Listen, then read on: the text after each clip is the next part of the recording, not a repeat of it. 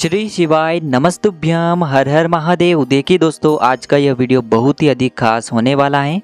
देखिए, हम सभी को पता है कि कल दिनांक 25 अगस्त को शुक्रवार के दिन श्रावण मास के शुक्ल पक्ष की नवमी तिथि का दिन है और आपको सावन के इस अंतिम शुक्रवार के दिन बहुत ही प्यारे से उपाय करना है तुमरुका जी के। यह तुमरुका जी के उपाय बहुत ही विशेष हैं, इसीलिए आपको सावन के इस अंतिम शुक्रवार पर यह विशेष उपाय जरूर करना है।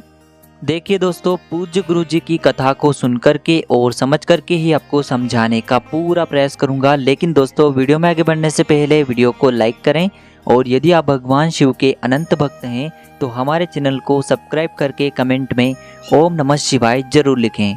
देखिए, तुमरुका जी जो थे वो बहुत ही बड़े शिव भक्त थे, जिनका शरीर तो मानव के समान था, लेकिन उनका जो मुख था वह घोड़े के समान था और हाथ में देव ऋषि नारद की तरह उनके वीणा है। तो देखिए, आज की इस वीडियो में हम आपको 7 महा उपाय बताने वाले हैं। देखिए, पहला उपाय, यदि आप कोई भी कार्य करने जा रहे हैं और आप चाहते हैं कि वह परिपूर्ण हो जाए यानी कि सिद्ध हो जाए, तो आपको यह उपाय करना है। दूसरा जो उपाय है, यदि आपके बच्चे बिगड़ रहे हैं, सही मार्ग पर नहीं चल रहे हैं, तो आपको यह उपाय करना है। तीसरा उपाय, यदि आपके शरीर में किसी भी प्रकार की बीमारी हो तो यह उपाय आपको करना है।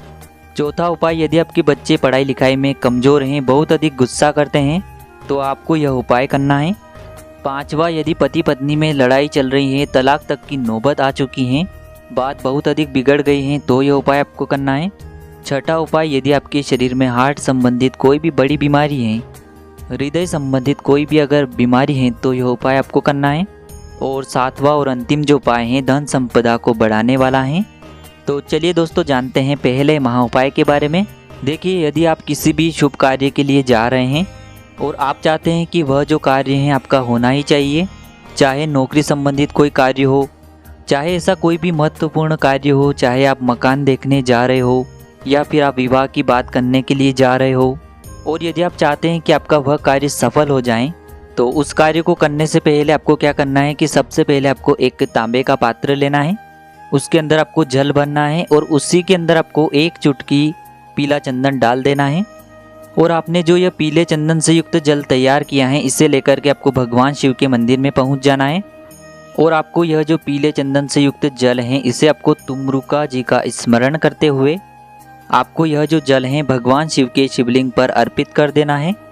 ध्यान रखें कि आप जो भी कार्य करने जा रहे हैं या प्रारंभ कर रहे हैं, उसमें आपको सफलता मिले, ऐसी कामना करते हुए आपको यह जल समर्पित करना है।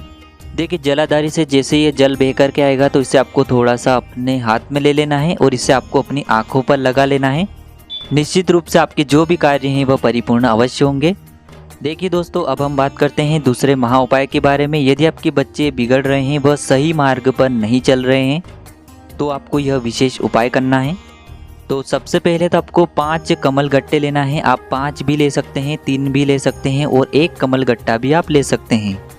और साथ में आपको एक तांबे के पात्र के अंदर शुद्ध जल लेना है। अब दोस्तों, इन दोनों सामग्रियों को लेकर के आपको पहुंच जाना है भगवान शिव के मंदिर में। देखिए, सबसे पहले तो आपको यह 1 कमल गट्टा अपने सीधे हाथ में रखना है और तुमरुका जी का आपको स्मरण करना है और आपके घर के जो भी बच्चे हैं उनका आपको मन में स्मरण करना है कि यह सही मार्ग पर चलने लगे, यह जो गलत लत में पड़ गया है इसकी यह सभी लत छूट जाएं। तो ऐसी कामना करते हुए यह जो 1 कमल गट्टा है आपको उस जल के पात्र के अंदर डाल देना है और तुमरुका जी का स्मरण करते हुए यह जो जल है आपको भगवान शिव के शिवलिंग पर समर्पित कर देना है।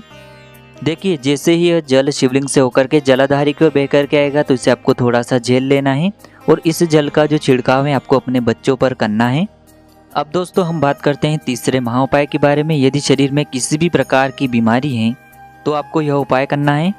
यदि आपको ऐसा लगता है कि बार बार मैं बीमार पड़ जाता हूँ, घर में बहुत अधिक बीमारी है, सिर दर्द होता है, माइग्रेन है, पेट दर्द है, कोई ना कोई समस्या बार बार आ जाती है, तो आपको यह तीसरा महा उपाय करना है। देखिए दोस्तों, इस उपाय को करने के लिए सबसे पहले तो आपको भगवान शिव के मंदिर में जाना है और भगवान शिव के ऊपर जो बेलपत्र चढ़ी हुई होती है उसे आपको सबसे पहले उठा लेना है।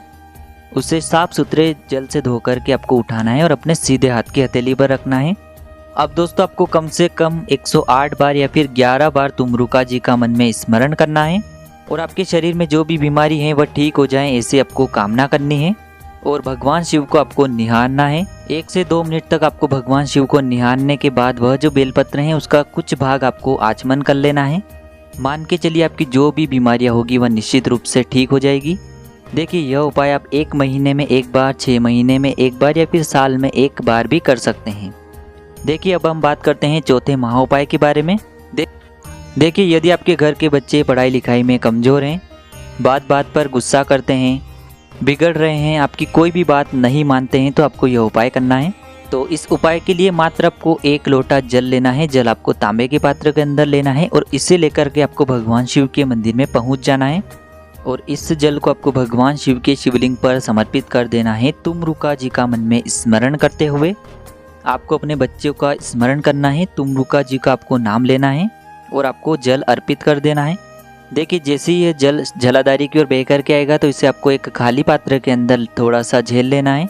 अब इस जल को आपको अपने बच्चों के खाने में मिला देना है या फिर यह जल आपको अपने बच्चों के पीने वाले जल में मिला देना है और तुमरुका जी का स्मरण करवाकर उसे आपको पिलवा देना है।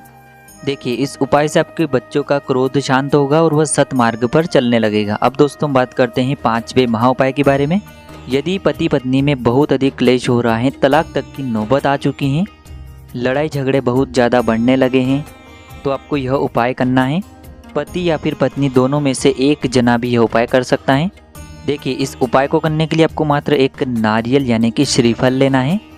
इसी के साथ में आपको एक मोली यानी कि कलावा का जो धागा आता है उसे लेना है और इस नारियल और मोली वाले धागे को लेकर के आपको अपने पूरे घर में घूम जाना है। अब दोस्तों आपने जो यह मोली वाला धागा लिया था इससे आपको उस नारियल पर अच्छे से लपेटना है और लपेटते हुए आपको मन में स्मरण करना है कि मेरे घर में जो यह परेशानियां उत्पन्न हो रही हैं, हमारे पति पत्नी के जीवन में जो लड़ाई झगड़े उत्पन्न हो रहे हैं, यह सभी दूर हो जाएं, ऐसी आपको कामना करनी है। और यह जो नारियल है आपको भगवान शिव के मंदिर में आपको रख करके आ जाना है। तुमरुका जी का ही आपको स्मरण करते हुए यह नारियल वहाँ पर रख करके आ जाना है। आप देखेंगे कि आपके घर में जो क्लेश है वह खत्म होने लगेगा और पति पत्नी एक दूसरे को अच्छे से समझने लगेंगे। अब हम बात करते हैं 6ठे महाउपाय के बारे में। देखिए यदि आपके घर में किसी को भी हार्ट की प्रॉब्लम है यानी कि हृदय से जुड़ा कोई भी रोग है, अटैक भी आ चुके हैं और ऐसी कई सारी आपके जीवन में परेशानियां हैं, तो आपको यह विशेष उपाय करना है। देखिए इसके लिए आपको सबसे पहले तो 2 लोटे जल लेना है। ये दोनों ही लोटे जल आपको अपने घर के मटके से ही लेना है। अब इन दोनों लोटों को लेकर के आपको भगवान शिव के मंदिर में पहुंच जाना है। देखिए इन दोनों को लेकर के आपको पहुंच जाना है भगवान शिव के मंदिर में। सबसे पहला जो लोटा है आपको माता अशोक सुंदरी वाले स्थान पर पूरा समर्पित कर देना है। तुमरुका जी का स्मरण करते हुए तुमरुका जी का आपको मन में स्मरण करना है और मन ही मन आपको यही बात सोचनी है कि हमारे घर का जो यह व्यक्ति है इसके हार्ट से जुड़ी जो भी समस्या हैं वह सभी दूर हो जाए। और जो दूसरा लोटा जल है इसे आपको भगवान शिव के शिवलिंग पर समर्पित कर देना है तुमरुका जी का स्मरण करते हुए।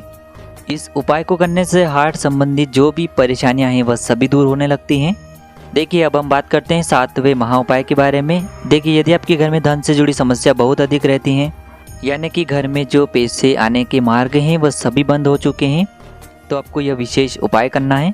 तो आपको एक दीपक तैयार करना है, गोल बाती आपको उसमें लगानी है और शुद्ध घी का उसमें आपको प्रयोग करना है और उस दीपक के अंदर आपको मात्र 1 चुटकी काले तिल भी डाल देना है।